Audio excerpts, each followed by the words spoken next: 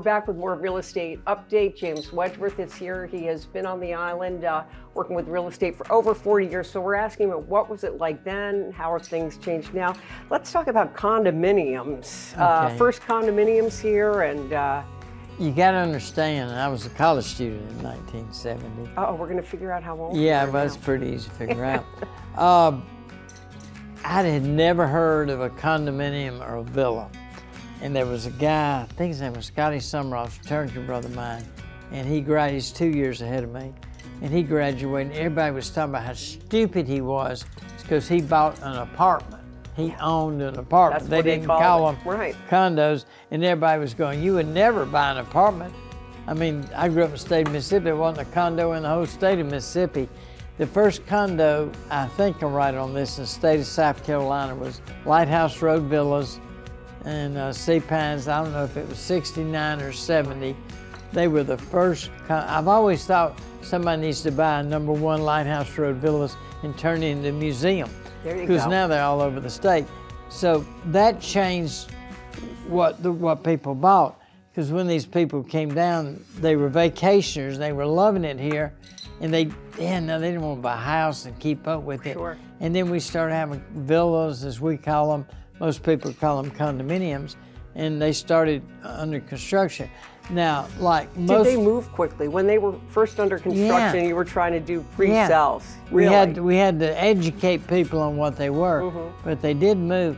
But you got to understand, Sea Pines was basically platted kind of before the idea of that came on. Sure. Which is why you have a 5-mile beach and single-family homes.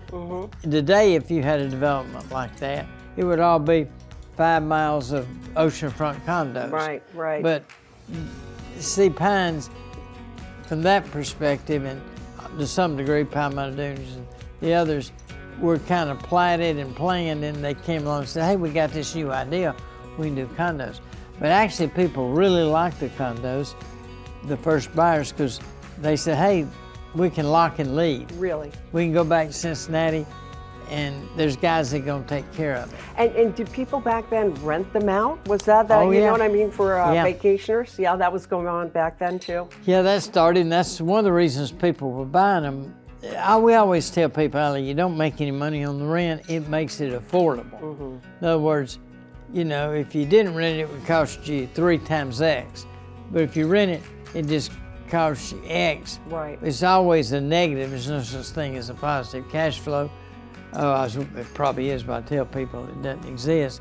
But you buy it to use it, and if you rent it, it doesn't cost you as much to use it when you want to do it. So when you were selling, when that was first coming on the scene, would you also manage the rental of the units, or is that when those rental companies started Well, we cropping up? started at first, you know, they were managed by the people who sold them, and then rental companies started popping up, and they became very popular because people, you know, like, they didn't have internet, so how they gonna rent it? Really They're gonna crazy. put the bulletin board to church, you know, basically. But they said, this is great, we can let this rental company manage it for us. Right. And we always say that most people that buy villas on Hilton Head end up buying houses and moving here. But the villa was kind of the hook that got them into Hilton Head. Well, that makes sense. It does make sense. Talk about the importance, though, of the recreation. I mean, the beach is a huge draw, obviously, Yeah. but golf courses, you know, the PGA tournament here, and tennis, too. Tell me what a draw that is, or how has that changed, I Well, guess? we always used to say that people came here because they saw us on television.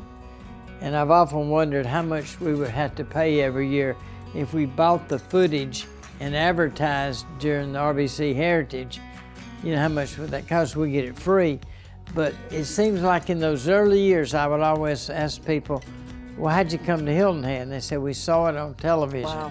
Or someone would say, we watched a tennis tournament that And we that was had. the family circle Family tournament? Circle was a week before the Heritage. That's crazy. You were saying to me, because we chatted about that a little, they were back to back, huh? Yeah, it was busy 2 weeks, you know. Yeah. You throw Easter in there and it gets really busy. Wow. But people saw us on TV, they came here.